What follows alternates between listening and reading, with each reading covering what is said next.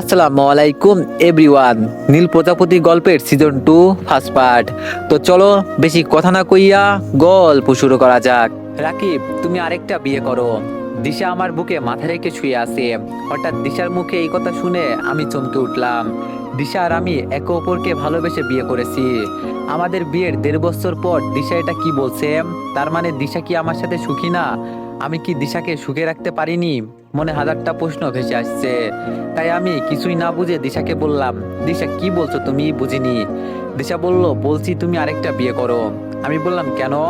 দিশা বলল, কারণটা তুমি ভালোই জানো। আমি বললাম আমি কিছুই বুঝতেছি না। আম্মু কিছু বলেছে? দিশা আর কোনো কথা না বলে আমার বুকে নীরবে কান্না করতে লাগলো। কি আপনারা কিছুই বুঝতেছেন না তাই তো? তাহলে চলেন আপনাদের বিয়ের প্রথম দিন মানে 1.5 বছর আগে ফিরে যাই। 1.5 বছর আগে আমি দিশাকে নিয়ে একা একা বিয়ে করেছিলাম কাজী অফিসে। তাই আব্বু আম্মু আবার আমাদের বড় করে অনুষ্ঠান করে বিয়ে দিতে চাইলো। তাই আজ আমাদের বাসায় বিয়ের অনুষ্ঠান। সেজন্য দিশাকে সাজানোর জন্য অনেক বড় বিউটিশিয়ান আনা হলো। কিন্তু দিশা মানা করে দিল। তাই আম্মুকে দিশা বলল, আম্মু আম্মু বলল, বলো দিশা। দিশা বলল, আমি এইসব বিউটিশিয়ানদের কাছে সাজবো না। আম্মু বলল, কেন? এরা তো বিখ্যাত বিউটিশিয়ান। দিশা বলল, তবুও প্লিজ আপনি মানা করে দিন না। আম্মু বলল, তাহলে কিভাবে সাজবে? আজকে তো অনেক মানুষ আসবে, একটু না সাজলে কি হয়?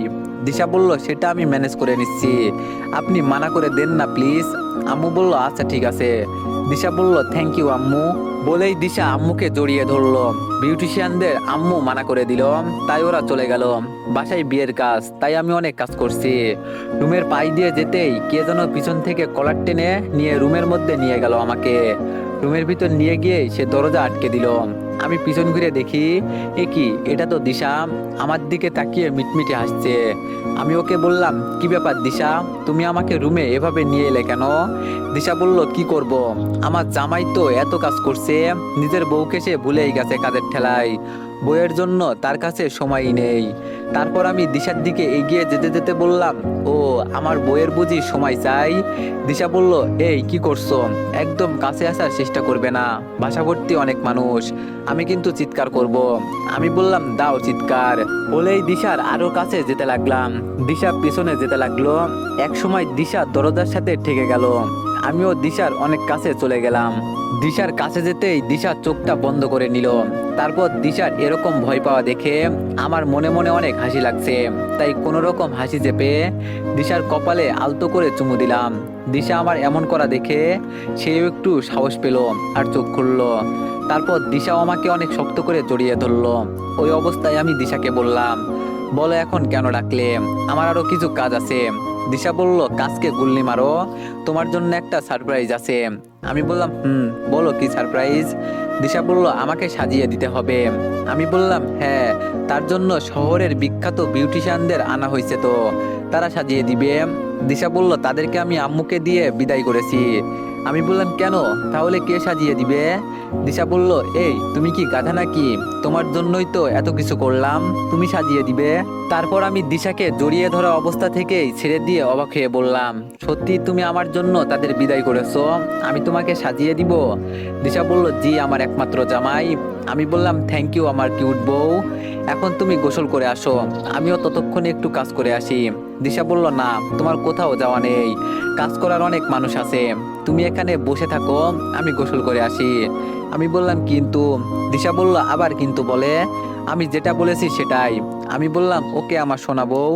দিশা বলল, এই তো আমার কিউট জামাই। আমি একটু দুষ্টামি করে দিশাকে বললাম, দিশা আমিও তোমার সাথে গোসল করতে আসি। দিশা বলল, ফাজিল ছেলে, বসো এখানে। আমি বললাম, ওকে। তারপর দিশাও মুচকি হাসি দিয়ে ওয়াশরুমে চলে গেল। 15 মিনিট পর দিশা ওয়াশরুম থেকে বের হলো। শাড়ি পরে বের হইছে, চুল বেয়ে টপ টপ করে কোমরে পানি পড়ছে, মনটাকে যেন ঘায়েল করে দিল। তারপর দিশা আমাকে বলল, এভাবে কি দেখছো? আমি বললাম, আমার বউকে দেখি। দিশা বলল, আগে কখনো দেখোনি? আমি বললাম, দেখছি, কিন্তু আমার বউটা আগের থেকে আরো সুন্দর হয়ে গেছে, সেটা খেয়াল করিনি। দিশা বলল, থাক, আর পাম দিতে হবে না। আমি বললাম, রাকিব কখনো পাম দেয় না। যাই হোক, তুমি বিয়ের জন্য কি পরবা, শাড়ি নাকি লেহেঙ্গা? দুইটাই আছে। দিশা বলল, আমি বাঙালি নারী, শাড়ি আমার অহংকার, এইসব বিদেশি কালচার আমি মানতে পারবো না, তাই শাড়ি পরবো। আমি বললাম, গুড ডিসিশন, আমিও এটাই চাই। তা তুমি যে শাড়ি পরছো তাই বলে এটা? দিশা বলল, আরে না, বিয়ের শাড়ি আলাদা। তারপর দিশা ওয়ার্ড্রপ থেকে একটা সুন্দর শাড়ি বের করে আমার হাতে ধরিয়ে দিয়ে বলল, নাও। আমি বললাম, এটা কি করব? দিশা বলল, আরে গাধা, তুমি তো শাড়ি পরিয়ে দিবে নাকি? আমি বললাম, ও সরি। তারপর আমি দিশাকে বললাম, নাও খুলে ফেলো। দিশা বলল, কি খুলবো? আমি বললাম, আরে ওই শাড়ি খুলে ফেলো, এটা পরাইতে হবে না। দিশা বলল, ও আচ্ছা ঠিক আছে। বলেই দিশা আগের শাড়িটা খুলে ফেললো। তারপর আমি দিশাকে শাড়ি পরানোর জন্য প্রথমে শাড়ির এক কোণা দিশার পেটের ওখানে গুজে দিলাম। দিশা আমার স্পর্শ পেয়ে চোখ বন্ধ করে আসে। তারপর একটা রাউন্ড দিয়ে কুচি করার জন্য রেখে বাকি অংশ আসল হিসাবে দিশার কাঁধে তুলে দিলাম। তারপর আমি শাড়ির কুচি করে দিশার নাভি বরাবর গুজে দিলাম, আর সাথে সাথে দিশাও আমাকে জড়িয়ে ধরলো। তারপর দিশাকে ড্রেসিং টেবিলের সামনে বসালাম আর কাঁধে মাথা রেখে বললাম, বাহ, আমার বউকে তো অনেক সুন্দর লাগছে। দিশা বলল, এখন সাজিয়ে দাও। তারপর আমি দিশার কথা মতো ওকে সাজিয়ে দিলাম। অবশ্য দিশাই ডিরেকশন দিয়েছে আর আমি শুধু সাজিয়ে দিয়েছি। সাজিয়ে দেওয়ার পর দিশার মাথায় শেষে ঘুমটাটা তুলে দিলাম। একদম বউ বউ লাগছে দিশাকে। তারপর দিশা আমাকে বলল, যাও তুমি গোসল করে আসো। আমি বললাম, আচ্ছা। বলেই আমি ওয়াশরুমে চলে আসলাম। গোসল ছেড়ে বাইরে এসে আমিও শেরওয়ানি পরে নিলাম। দিশা বলল, পাগড়িটা আমি দিয়ে দিই। আমি বললাম, আচ্ছা দাও। তারপর দিশা আমার মাথায় পাগড়ি দিয়ে দিল। দিশা আমাকে বলল, বাহ, আমার জামাইকে তো অনেক কিউট লাগছে, নিচে অনেক মেয়ে আছে, আমার জামাইয়ের নজর লাগবে। বলেই দিশার চোখের কাজল আমার কানের নিচে দিয়ে দিল। তারপর বলল, হ্যাঁ এখন ঠিক আছে। আমি বললাম, চলো নিচে যাবে না? সবাই আমাদের জন্য অপেক্ষা করছে। দিশা বলল, এভাবে যাব না। আমি বললাম, তাহলে কিভাবে যাবা? দিশা বলল, আমাকে কোলে করে নিচে চলো। আমি বললাম, তুমি কি পাগল হইছো? নিচে কত আত্মীয় স্বজন আছে, তারা কি মনে করবে? দিশা বলল, আমার জামাইয়ের কোলে করে যাব, তাতে কার কি? আমি বললাম, নিচে গিয়ে কি বলবে যদি কেউ জিজ্ঞেস করে? দিশা বলল, বলবে আমার পায়ে ব্যথা লাগছে। আমি বললাম, বাহ, কি হিটলারি বুদ্ধি। দিশা বলল, এখন বেশি কথা না বলে কোলে নাও। কি আর করার, দিশার কথা মতো ওকে কোলে তুলে নিলাম। ওরে বাবারে, এত ভারী কেন? দিশাকে কোলে নিয়ে ওকে বললাম, দিশা তোমার ওজন জানি কত? দিশা বলল, কেন, কি হয়েছে? আমি বললাম, আরে বলো না প্লিজ। দিশা বলল, 49 কেজি। কেন, আমি মোটা বুঝি? আমি বললাম, আরে না, আমার তো 1 কেজি কমই লাগছে। দিশা বলল, হয়েছে, এখন কথা না বলে তাড়াতাড়ি চলো।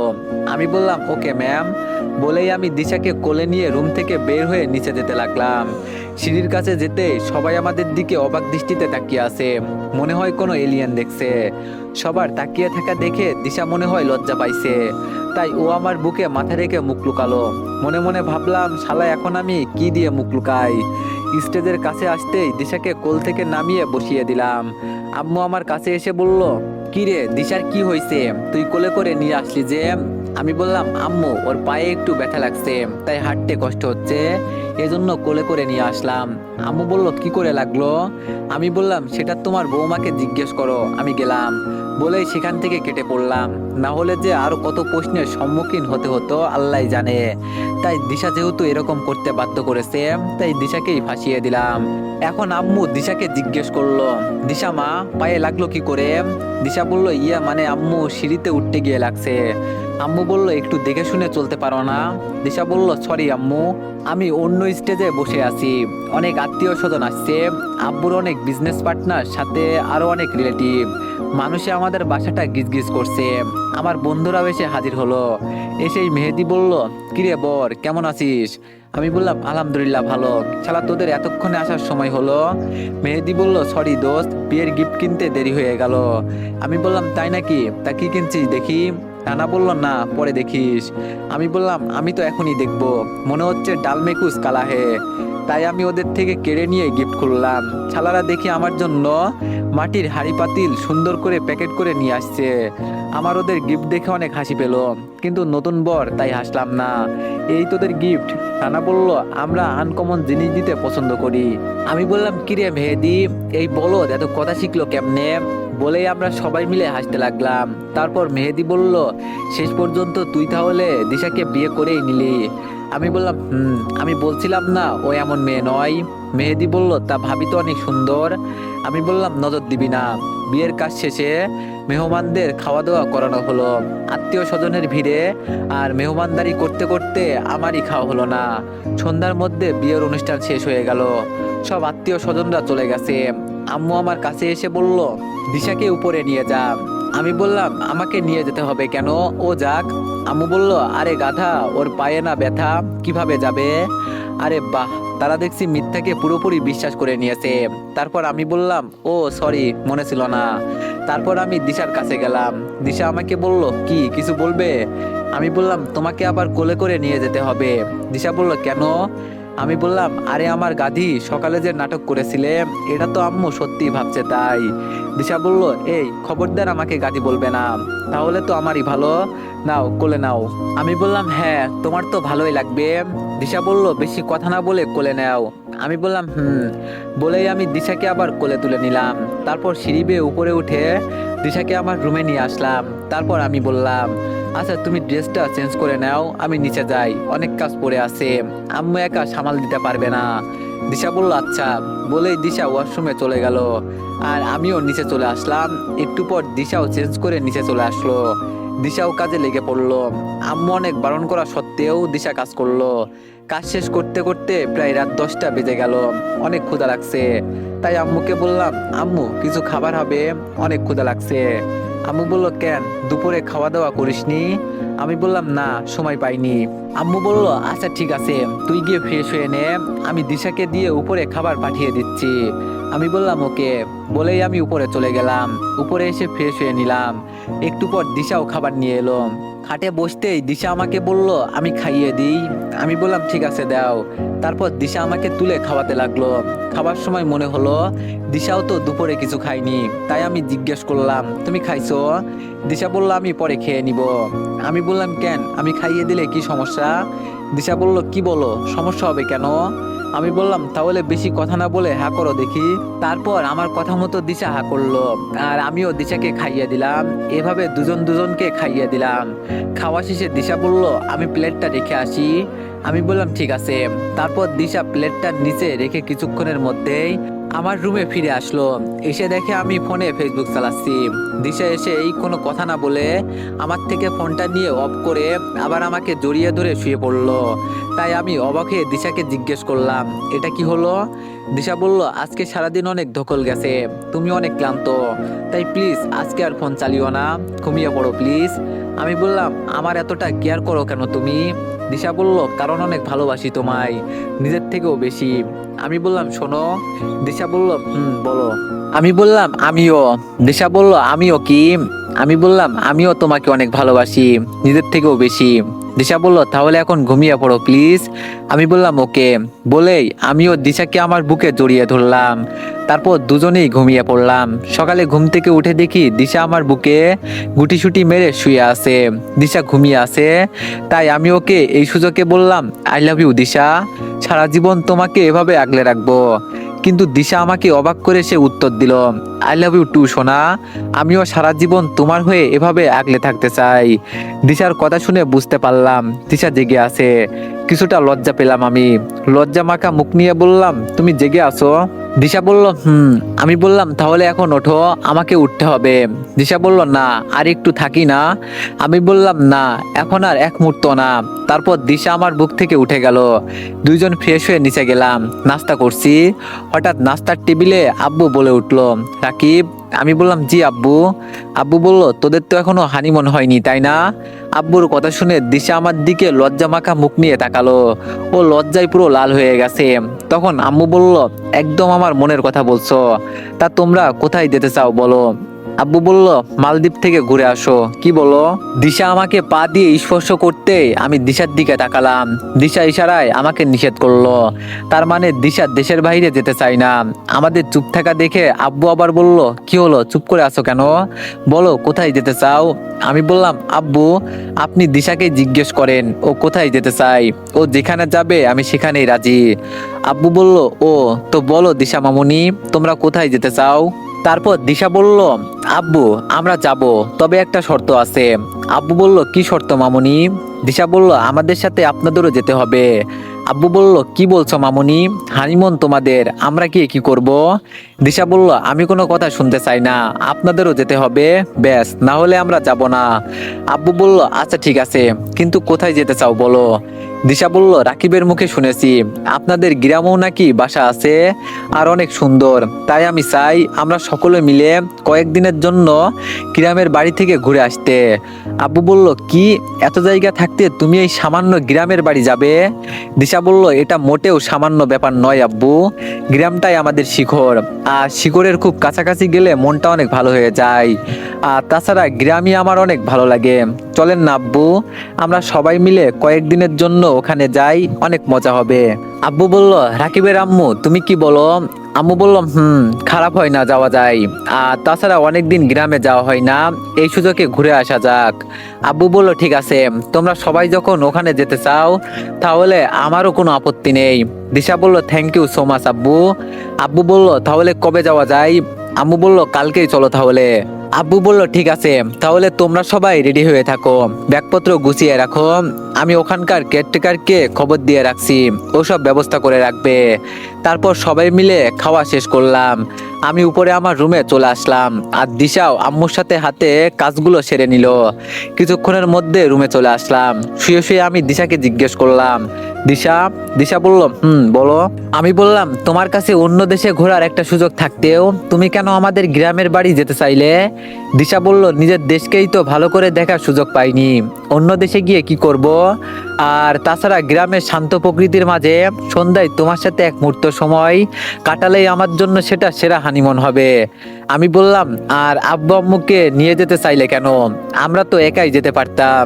দিশা বলল, চুপ করো তুমি, ওনারা আমাদের বাবা মা, আমরা মজা করব আর ওনারা বাসায় পড়ে থাকবে, তা হবে না। আমি তো কখনো বাবা মায়ের ভালোবাসা পাইনি, তাই এখন বাবা মায়ের ভালোবাসা এক মুহূর্তের জন্য মিস করতে চাই না, তাই আমার এই আনন্দের সাথে বাবা মায়ের ভালোবাসার আনন্দটাও পেতে চাই। আমি মনে মনে ভাবলাম, দিশা আমাদের পরিবারে এসেছে মাত্র কয়েকটা দিন হবে, এর মধ্যে সবাইকে কত আপন করে নিয়েছে, আমি সত্যি অনেক ভাগ্যবান দিশার মতো একটা মেয়ে আমার জীবন সঙ্গিনী হিসাবে পেয়ে। মনে মনে প্রতিজ্ঞা করলাম, জীবনে যতই ঝড়ঝাপটা আসুক না কেন, দিশাকে কখনোই ছেড়ে চলে যাব না, ওর বিপদে ঢাল হয়ে পাশে থাকবো। আমার বিড়বিড় করতে বলাতে দিশা বলে উঠলো। দিশা বলল, কি বিড়বিড় করে বলছো তুমি? আমি বললাম, না কিছু না। দিশা বলল, তাহলে এখন চুপচাপ ঘুমিয়ে পড়ো। আমি বললাম, তুমিও। তারপর দিশা চুপচাপ আমার বুকে মাথা রেখে জড়িয়ে ধরলো। এভাবে আমরা কখন ঘুমিয়ে গেছি জানি না। সকালে ঘুম থেকে উঠে দেখি দিশা আমার বুকে নেই। তারপর দেখলাম ওয়াশরুম থেকে বের হলো। আমি দিশাকে বললাম, দিশা ব্যাগপত্র গুছিয়ে নাও। দিশা বলল, সেটা তোমাকে চিন্তা করতে হবে না, আমি গুছিয়ে রেখেছি। আমি বললাম, কখন? দিশা বলল, সকালে উঠেই। এখন তুমি উঠে ফ্রেশ হও, আমি নিচে গেলাম নাস্তা রেডি করতে। আমি বললাম, আচ্ছা। বলে আমি উঠে ওয়াশরুমে চলে গেলাম। তারপর ফ্রেশ হয়ে নাস্তা করতে গেলাম। নাস্তা করে এসে রেডি হতে লাগলাম।